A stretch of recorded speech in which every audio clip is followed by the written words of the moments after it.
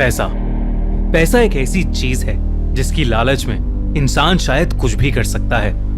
ऐसा ही कुछ सामने आया 2003 में, जब सिर्फ एक इंसान ने पैसे की लालच में पूरे इंडिया को 30,000 करोड़ रुपए का चूना लगाया। पूरे लीगल सिस्टम के साथ एक ऐसा स्कैम हुआ जिसने सबको हिला कर रख दिया। Stamp paper scam. इस स्कैम की कहानी शुरू होती है अब्दुल करीम तेलगी नाम के एक आदमी के साथ। तेलगी के पिता रेलवेज में काम करते थे और जब तेलगी की उम्र 7-8 साल की थी तभी उनके पिता की डेथ हो गई। उसके बाद उनके परिवार की फाइनेंशियल कंडीशंस बेहद खराब हो गईं। इतनी खराब कि तेलगी और उसके दोनों भाइयों ने कर्नाटक के खानापुर रेलवे स्टेशन पर फल और सब्जी का ठेला लगा दिया। इसी से उनके घर की रोजी रोटी चलती थी। लेकिन इन सब के बीच तेलगी ने बड़ी मेहनत करके पढ़ाई की और अपनी ग्रेजुएशन कंप्लीट की। जॉब ढूंढने के लिए तेलगी कर्नाटक का अपना छोटा सा शहर छोड़कर सपनों की माया नगरी मुंबई में आ गया। मुंबई जाते ही तेलगी की सेल्स के रोल में एक जॉब लग गई, मगर खराब परफॉर्मेंस की वजह से तेलगी को उस जॉब से निकाल दिया गया। इसके बाद उसे एक बड़े से गेस्ट हाउस में मैनेजर की जॉब मिल गई। उस गेस्ट हाउस की शान और शौकत देखकर तेलगी के मन में अब ढेर सारा पैसा कमाने की चाह उठने लगी थी। उसे पता चला कि सऊदी अरेबिया जाकर लोग खूब पैसा कमा रहे हैं, इसलिए वो 1986 में सऊदी अरेबिया चला गया।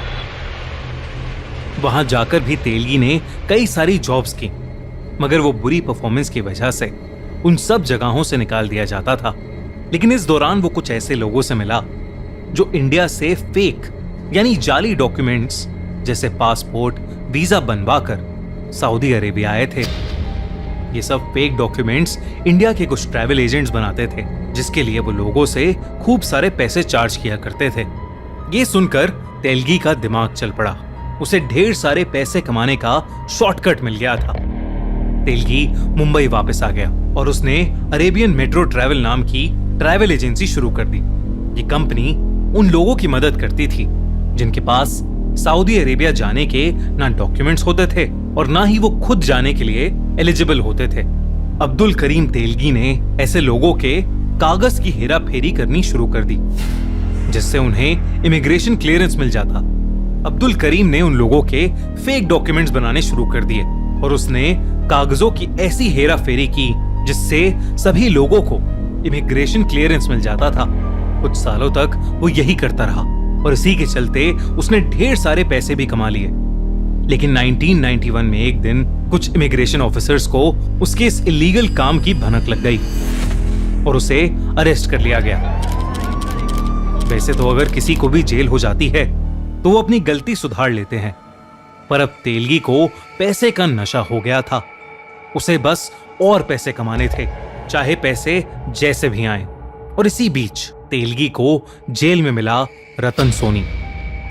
रतन सोनी स्टॉक एक्सचेंज से रिलेटेड डील्स करता था और उसी में एक फ्रॉड के केस में उसे अरेस्ट कर लिया गया था। रतन सोनी ने तेलगी से कहा कि क्राइम करना है तो बड़ा करो, वरना मत करो। और फिर सोनी ने तेलगी को एक ऐसा आइडिया दिया जो आगे जाके इंडिया के लिए एक श्राप बन गया। रतन सोनी ने तेलगी को बताया कि गवर्नमेंट के स्टैम्प पेपर ऑफिस पर कोई ज्यादा ध्यान नहीं देता और इसलिए अगर वो नकली स्टैम्प पेपर बनाना शुरू कर देंगे तो किसी को कुछ पता नहीं चल पाएगा। और तो और इंडिया में स्टैम्प पेपर काफी जगह यूज होता है, इसीलिए वो लोग इससे ढेर सारा पैसा भी कमा पाएंगे। सोनी ने तेलगी को समझाया कि स्टैम्प पेपर एक ऐसा लीगल पेपर है जो किसी भी कॉन्ट्रैक्ट के लिए जरूरी होता है। मैरिज सर्टिफिकेट हो या घर, दुकान या कोई प्रॉपर्टी खरीदने या बेचने का कॉन्ट्रैक्ट हो या कोई नॉर्मल रेंट एग्रीमेंट या जॉब एग्रीमेंट ही हो, स्टैम्प पेपर के बिना इनमें से किसी भी कॉन्ट्रैक्ट को कोई वैलिडिटी या मान्यता नहीं मिलती। पूरे देश भर में स्टैम्प पेपर यूज होते हैं। 100 रुपए के स्टैम्प पेपर का मतलब होता है 100 रुपए। मतलब अगर कोई 100 रुपए का नकली स्टैम्प पेपर बेचता है तो वो उसके लिए 100 रुपए या उससे ज्यादा ले सकता है। इस केस में 100 रुपए के स्टैम्प पेपर के जो 100 रुपए हैं वो असल में सरकार को मिलने चाहिए थे, लेकिन क्योंकि ये नकली होंगे इसलिए सरकार को कुछ नहीं मिलेगा। मतलब जितनी भी अमाउंट के नकली स्टैम्प पेपर बिकेंगे उतनी ही अमाउंट की सरकार से चोरी होगी और उतना ही कम पैसा इकोनॉमी में आएगा। जेल से छूटते ही तेलगी और सोनी ने इस आइडिया पर काम शुरू कर दिया। उन्होंने सबसे पहले पॉलिटिशियंस के बीच, गवर्नमेंट ऑफिशियल्स के बीच और अंडरवर्ल्ड के बीच अपनी पहचान बनानी शुरू कर दी। फिर जुगाड़ करके एक स्टैम्प पेपर बेचने का लाइसेंस लिया ताकि आने वाले टाइम में उन पर किसी को शक ना हो। नासिक में इंडियन गवर्नमेंट की इंडियन सिक्योरिटी प्रेस थी, जहां स्टैम्प पेपर प्रिंट हुआ करते थे। जब वहां की मशीन्स जंक हो जाती थी, यानी काम करना बंद कर देती थी, तो उनका ऑक्शन यानी उनकी नीलामी कर दी जाती थी या फिर उन मशीन्स को भंगार में बेच दिया जाता था। तेलगी ने उन ऑक्शंस में जाकर मशीन्स खरीदना शुरू कर दिया। तेलगी ने इंडियन सिक्योरिटी प्रेस के ऑफिसर्स को भी पैसे खिलाने शुरू कर दिए। उन ऑफिसर्स ने तेलगी को बता दिया कि वो मशीन कैसे रिपेयर होंगी। इसके अलावा गवर्नमेंट द्वारा यूज की जाने वाली डाई, पेपर और प्रिंट कलर्स भी तेलगी ने उन ऑफिसर्स के थ्रू निकलवा लिए। अब गवर्नमेंट द्वारा प्रिंट किए जाने वाले स्टैम्प पेपर्स और तेलगी के प्रिंट किए हुए नकली स्टैम्प पेपर्स में फर्क बता पाना नामुमकिन सा हो गया था। आगे चलते हुए तेलगी और रतन सोनी में कुछ डिफरेंसेस होने लगे और इसलिए दोनों ने अपना रास्ता अलग अलग कर लिया। धीरे धीरे तेलगी अब स्टैम्प पेपर फ्रॉड को एक बड़ी ऑर्गेनाइजेशन की तरह चला रहा था। उसने करीब 350 MBA करे हुए लोगों को एजेंट्स की तरह हायर किया और हर तरह के फेक स्टैम्प पेपर्स बेचने लगा। वो अपने स्टैम्प पेपर्स को डिस्काउंट में बेचने लगा था, इसलिए बहुत सारे बिजनेसेस डायरेक्टली तेलगी को अप्रोच करके उससे स्टैम्प पेपर्स खरीदने लगे। इसके बाद तेलगी का बिजनेस आसमान छूने लगा। उसका ये बिजनेस 18 स्टेट्स में फैल गया था और उसने लगभग 32,000 करोड़ के स्टैम्प पेपर्स बेच दिए थे, यानी सरकार से 32,000 करोड़ रुपए की चोरी। वो अपने कमाए हुए पैसों से अय्याशी करने लगा था। एक बार तो तेलगी ने मुंबई की एक बार में जाकर एक बार डांसर पर 93 लाख रुपए उड़ा दिए थे।